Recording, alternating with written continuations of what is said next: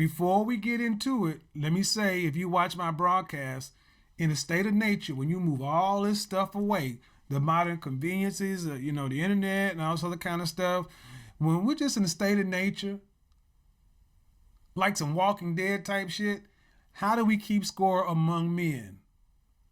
Fighting and fucking. That's how we keep score. We war and we have women. So, especially if you're not competing for women, you're out of that side of the game. So you got to look at your life from a resource. So here's what it is. It doesn't matter if you're IPMOR, MGTOW, Red Pill, whatever. This is going to be relevant because, dude, the competitive men, you can see them. They're here on YouTube. Competitive men tend to be out there in front. A lot of you non-competitive dudes tend to call yourself introverts. Introvert is a lot of the guys say to soften the blow is saying I'm just not competing. So let's go on some basic stuff. Let's go on some stuff. Yeah, Kyle was like, right, it was easy to gauge your rank when you were younger in high school. What determines your rank? Glad you asked. What determines your rank? You can look at your image, which amounts to your style, your appearance, behavior, communication, digital footprint. But you can really look at the way you look, your looks, which is your appearance. That is one part of your rank. You know whether or not you're a good-looking dude or not, classically handsome or not. You know if you're fat. You know if you're short. You know if you're bald-headed. You know if you're ugly. Come on, man. It's easy to pick out the competitive dudes because the competitive dudes, they're not all good looking. They're not all tall and muscular and ripped. It's an attitude. So you can't sit back and say, well, I'm not competitive because I'm short and ugly. No, there are plenty of short, ugly dudes out there competing and winning. Look at CeeLo.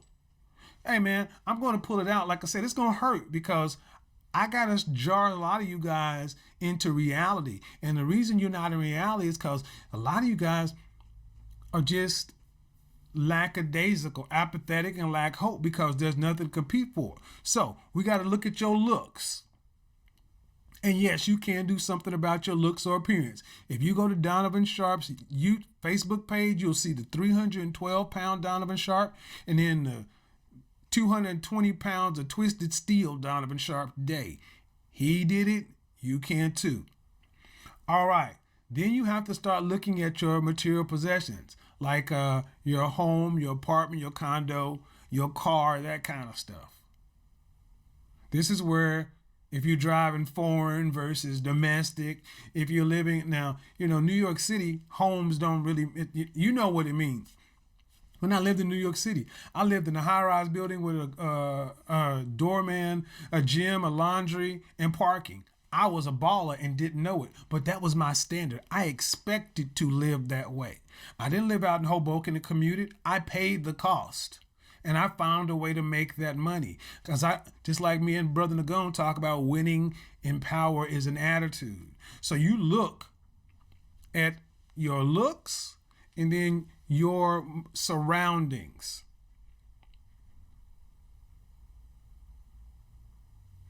Having your shit together makes a big difference. Yeah, you got to do that. But see, if you're introverted, that means you're going to have to work hard. And I'm not going to make it easy. I'm going to make it hard on you guys tonight. So let's get into it. Let's start before we get into this part. I kind of want to reiterate some of the stuff that Kevin said and then kind of also like say a couple things differently, right? So I'm somebody that I was in high school, you guys, since we're talking about ranking in high school, right? In school, I made fun of a lot. I was made fun of a lot because I was chubby, right? And so from early elementary school, I learned how to defend myself, right? And then so from up until about eighth grade, I've been chubby. And then and during eighth grade is when I decided to change my life around. I joined the football team and started to change my weight, and I started to feel myself a lot more, started to get a haircut, started to do a lot of different things in my image, and I felt really good. In high school, girls really started to like me. Girls actually threw themselves at me quite often, And not only that, but I also stayed on top of my education. So, some of y'all don't know, but I was actually going to Mizzou on a scholarship. They wanted me to go in for engineering. I decided that I wanted to go in for business, for financing, for accounting, particularly because I felt that engineering was nerdy, right? Right. So that was stupid of me. But long story short, I was in sports, varsity football, before I quit. And then I also was a fairly intelligent guy, right? Once again, scholarship to Mizzou for engineering. And so, on top of that, I've been able to see the rise from the bottom to the top. And I've experienced all of it. And it was amazing and interesting to see how people just perceive you differently and how opportunities come to you, even if you feel as if you're not what you feel like you are, right? Um, I'm gonna say another thing too. This finances and resources thing, it is good, but here's a different thing, right? When I was a loan officer, I got to see the life of people that came in and wanted to do refinancing. What I mean by that is when you get your refinance done and when you apply for a mortgage, what mortgage companies, lending companies do is we have access to a different credit company. So when you're getting like a car loan or just like a personal loan, they use your credit score and they use certain stuff. Mortgages is extremely in depth. We use private credit bureaus that get your entire life on a credit history report, right? We get your entire life. I see everything you've ever done in your entire life. And so, what I've been able to see is people that come in with multiple six figures of income coming in yearly. Yeah, they have the 3 cars. Yeah, they'll have 2 or 3 mortgages, $200,000 coming in. But the thing that is you gotta also recognize is that people, a lot of people, and Kevin Simmons is dealing with surface value power, the level of power, the law of power. From the surface level, people see you driving these things and having all these nice things. They are going to perceive you as having power and being of someone of high caliber. I want to tell you another side of that. You want to not only have the power, but also be able to put yourself in a position of financial stability. What I mean by that is you can have $200,000, but if you've got 3 cars with $2,000 a month that you got to pay for on car notes, you got 2 properties, you're paying $4,000 each, and you're bringing in $20,000 a month, but your debts and all of your obligations are $18,000 a month. You only have $2,000 left to spend. You know what I'm saying? There's caveats to this, and so while you're in your pursuit of power, you should also be very meticulous and plan for a proper way, right? A better way to not only have the things you want, to also put the image out there, power, but to actually and intrinsically and behind the scenes be good. Because a lot of people look good from the outside, but the inside, behind the scenes, is absolute garbage. How many times have you gone to a pretty girl's house, beautiful, go to her house, her place is absolutely fucking hoarder trash, disgusting. Same for dudes. What about some dudes out there that look super fly as hell? They always got the fresh designer, got a brand new car, nice car. You go to their place and the mattress is sitting on the floor. There ain't no couch in the living room. TV's on the floor. You know what I'm saying? So you got to pick and choose your poison. You know what I'm saying? So I wanted to add that to what Kevin's saying. One thing that every man has to use to keep score: money. See, the reason is there are no real standards out there for guys, so it's easy to fly under the radar and not be judged. But I'm going to tell you, you know whether or not you are earning and making the kind of money you should be making for your age. Let me tell you right here, I've counseled too many guys who are in their 30s and 40s, and they're behind this scheme. So what you need to do is, we're starting from age 18 years old. You're out of high school. You can go to the military. At this age, you need to be making for the CIA scale. This is the bare minimum to be at the normal rank. At the normal rank, average, everyday dude. This is my scale. This is my scale for just average, everyday dudes to be right there in the sweet part of the bell curve. For every year, you need to be making 1.5. You need to be making $1,500 per year. So let's say you're 18 years old, or let's say you're 21 years old. 21 years old. How much money do you need to be making at 21 years old to be right there in the sweet spot? Multiply 21 times 1.5. Hold on. Let's say 25 years old. 25. Damn it. 25 years old, $37,500. When I do wear a suit, older white women approach / compliment me? What do I do if I wear a suit? Older white women approach and compliment you? Take the compliment and enjoy it. I mean, what the fuck? You say older white women, but that just means they're putting you in a position of respect. A suit is to command respect and also make you look more mature than your counterparts. That's why suits look out of place on teenage boys, but look in place on men in their 30s. That's why dudes in their 30s walking around wearing sweats and Jordans look out of place. But I'll get back to that either. So my scale is this: $1,500 per year.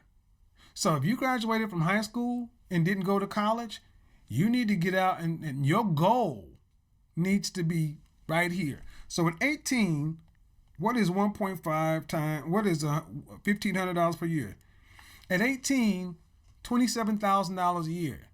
What is $27,000 a year? That's roughly $13.50 an hour. You know what that is? That is a job at 7-Eleven. You can get a job at 7-Eleven, On-Q, Quick Trip, the Quickie Mart, anywhere for $13.50 an hour. So with a high school diploma and zero skills, you can make $27,000 a year. You can go stock shelves at Walmart, clean toilets, $13.50 an hour. And that is where you start from at 18.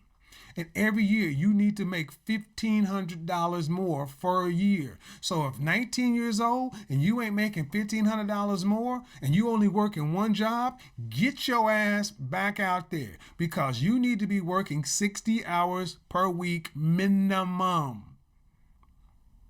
So even if you get, and I'm giving you a 40-hour work week.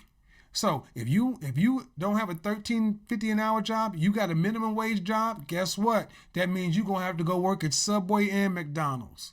But you got to get that bread up. You got to get that bread up. You say you're 26 and with 90,000. Cool. Put a period there. You're ahead of the game. But are you behind in other places? See, first we got to look at income, and I'm going to tell you, Hold on. This is good. This is good. So the guy said he's 26 making 90,000. My first time touching $100,000 was 3 years ago. And before that I was making about 70. So 3 years ago I was also 26 actually. Yeah, 20, and in 25 I was making like 60, 70. Hit 100,000 in 26. And so yeah, that's ahead of the curve. But Kevin Samuels is about to say something about, are you behind in other areas? And that is something that when people talk to me, when I made that video about the 9-to-5 thing, people were asking me, well, why aren't you still doing the same thing? What Kevin Samuels is about to talk about is part of that reason, right? And so we're gonna get into that. Benchmarks, the years where you need to really evaluate are 18, 21, 25, 30, 35, 40, and 50. Let's say right now I'm about to hurt somebody. I'm about to hurt you. If you are 40 years old, and if you are 30 years old, if you are 30 years old, and you are not earning $45,000 a year, man, I'm not talking about New York City. I'm talking about in the heartland of America, Man, being Oklahoma, generous. Texas, Iowa, Idaho, where the cost of living is average. $45,000 a year at 30. You are behind the game. That's generous. Breathe. That's generous. Breathe, breathe, breathe, breathe, breathe. This is okay. All right. What I let him just finish. did is I gave you a reality check. Because when you get out there and you go to the local bar, pub, Buffalo Wild Wings, whatever, and you in there with the sexy senoritas and all these fine, you out there with other men, this is how you're going to be judged. You're going to be ranked. The reason you can't pull a higher value woman is because you got your pockets is on empty. Man, The reason your confidence sucks is because you ain't making enough money. I think like it's tough, man, because what he was saying was great, but $40,000, $20 an hour, that's just like barely making it. That's low hanging fruits.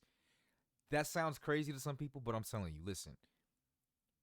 Like Kevin Simmons said, you guys, you don't need just one job paying you $20 an hour. That's what so many average people thinking, right? You're too prideful to go get 2 or even 3 jobs. You're so busy trying to enjoy your life, play games and all this other shit, you know what I'm saying, that a lot of people don't want to go get a job. And this is what the whole 9 to 5 thing was about. It's not about just like spending the rest of your life doing a job. No, it's about fucking getting the money in your pockets, right? Learning, getting experiences so that you know what you want to do going forward in the future. You know what to do. You know where you want to go. That's what it's about, you guys. And so like this $40,000, that's low hanging fruit. You can get 2 fucking $15 an hour jobs full time, and you're already making way more than that. And you could do that at fucking 18. You know what I'm saying?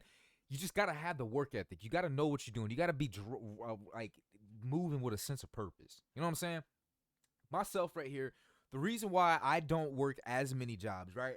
I got 2 jobs. I don't work 3, 4, 5 jobs like I used to anymore, right? Because I actually spend time trading. That could be a job in itself, you guys. And I also do YouTube. I got I'm actually starting to get collaborations. Companies are reaching out to me and stuff like that, you guys. Like things are starting to pick up for me on a different side. But it takes time. You don't just quit and drop everything off just to go, oh, I'm going to be a YouTuber. Oh, I'm going to be a full-time day trader. Oh, it sounds so good. I'm a boss. I don't need a job. Like, fuck a 9 to 5. Like, dude, it doesn't work like that. For some people, they may put the facade off as if it does work like that. But once again, you don't know what financial security they have. You don't know that their parents probably have a fucking 401k with $200,000 sitting behind. You don't know if they're been on an allowance since they've been fucking 9 years old and they're 25 and they still get an allowance from the parents. You don't know what situations people come from for situations like that. Hell, they're in a good, better system than most people if they have 2 parents in the household. Most of us only have 1 parent in the household. Some of us don't even have any parents that we can even rely on. You know what I'm saying? And so you can't always go off of online and see what people are saying, man. Go get these jobs, man. Go get a job. Go get 2. Go get 3. Push yourself, man. You know what I'm saying? 40,000 ain't enough no more. That ain't. Come on, man. It's not it. You feel fucked up because you ain't making what you should make. And I'm gonna say it. Plenty of good dudes are sitting on life at below average, content, because it's like you walking around and no one knows, but it's like you walking around. You ever see somebody walk around and knock off stuff? People who walk around and knock off stuff are terrified of somebody finding out they're walking around in knockoffs. But the dude that's living life below walks around terrified that somebody gonna find him out. Ooh, shit, I got messed up credit. Listen. That can be fixed. But when you are sitting around at 30 years old and you making $25,000, your goal needs to be straightened up. So look. So do the math and ask yourself a question right here. Pull out your calculator. Ask the amount of money I should be making. This is minimum. So let's just say at 40 years old. At 40, that means you need to be making 60. At 50, you need to be making 75. That's the minimum. That means to have a CIA caliber life. That means you'll be able to actually do shit, go places, do things. You're not just working and robbing Peter to pay Paul. If you decide you want to date, you can actually date. Shout out to AMS. Like he said, go out on a cheap date when you're initially meeting some chick, but man, you don't want to go out to Burger King when you with somebody who's in your rotation. Do quality of their life. You want to go out and have a nice steak dinner. You want to eat some lobster from time to time. You want to go on vacation. And I'm going to tell you, I have met too many men in the last 6 months who 35, 37 years old, never wore a suit, never owned a suit. Let me say this again. Never wore a suit. Hold on. I want to show you guys something real quick. So he's talking about fashion, and he talked about the knockoff game. You guys, listen. When I was making a lot of money too, I rep knockoff designer shit. Lots of people rock knockoff designer shit, and I will tell you, when I'm making millions of dollars, I'm going to continue to rock knockoff designer clothing. I don't give a damn about this morality of, oh, you didn't spend $1,500 on that shirt. Oh, you just broke. Fuck all that. $1,500 can go a long way. I'd much rather buy, right? Bear with me.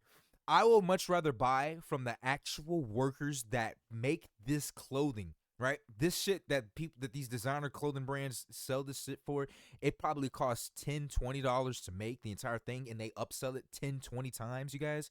What happened is in China, the people that outsource the companies that outsource it to China, the people in China that make it have decided to start making the same shit, but selling it wholesale, straight from them. And so you're still paying a pretty penny, right? You may not be paying $1,000 for those Louis shoes. You may only be paying $200. You're still paying a pretty penny. But check this out, you guys, right? Look, right here. This happened in 2022, right? The rich New York women who love their fake Birkins. Counterfeit luxury bags may be more popular than the real thing. It's okay when white people do it. But if a black person comes out with some knockoff stuff, oh my goodness, you will never hear the end of it, you guys. This right here. Lisa, a 38-year-old Manhattan woman, has this super rich friend who has a massive Birkin collection, a $10 million house in the Hamptons, and flies everywhere in private jets. I just assumed everything is real. Then one day, the friend lets her in on a secret. Those Birkins, they're fake. She gets them at Tupperware parties for replica designer bags. Oh my God.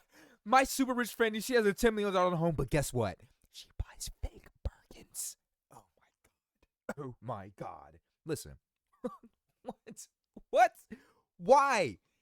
This whole black thing of wearing the real shit is stupid. There's so much more better things to spend your money on. Why are you dropping thousands on fucking designer? People that come to me and say, oh my God, you're rocking moissanite. Those aren't real diamonds. You're so fake. Oh my God, why are you capping to these ladies out here? Ladies, watch out. He's got fake diamonds. They're not real diamonds. You can put the diamond tester up on it. Yeah, it says it's a diamond, but he didn't spend the $20,000 on it like I did.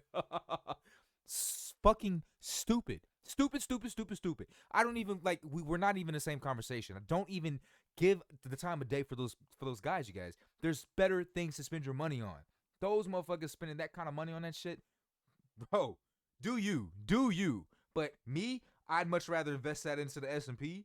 I'd much rather invest that into the Dow Jones. I'd much rather invest that into a better computer. I'd much rather invest that into better production for the quality of YouTube videos. I'd much rather invest that into a better car. I'd much rather invest that into health. I'd rather invest that into my family. There's come on, you guys. That whole thing of the designer is stupid. Stupid.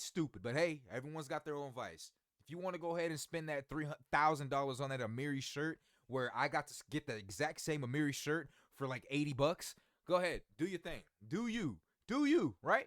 It's still $80. I don't think a shirt is worth $80 fucking dollars, but I'm still paying a decent price, right? It's for the name and it's for the quality. But because you spent $800 versus my 80 for the same shirt, you're better. You're better. You're just him. I'll give it to you. You're just him. You're just him, right? But I encourage you guys to read this stuff up, you guys. The Cut. Plenty of rich people out there they understand the game. You stay rich is the goal. Staying rich is the goal. You get rich and you stay rich. You don't stay rich by always spending tremendous amounts of cash or fucking money on stupid shit, right? Some people can. If you got stupid income coming in, you can spend it on stupid money, right? You can spend your stupid money on stupid shit. But this right here, I would never. I just don't see. It doesn't make sense to me. That is one social convention I will not partake in, you guys. And so, with that being said, man, we'll probably finish this video on another video. But I really wanted to get that out the way, you guys. We'll go ahead and finish this Kevin Samuels video another time. And I'll see you guys in the next one.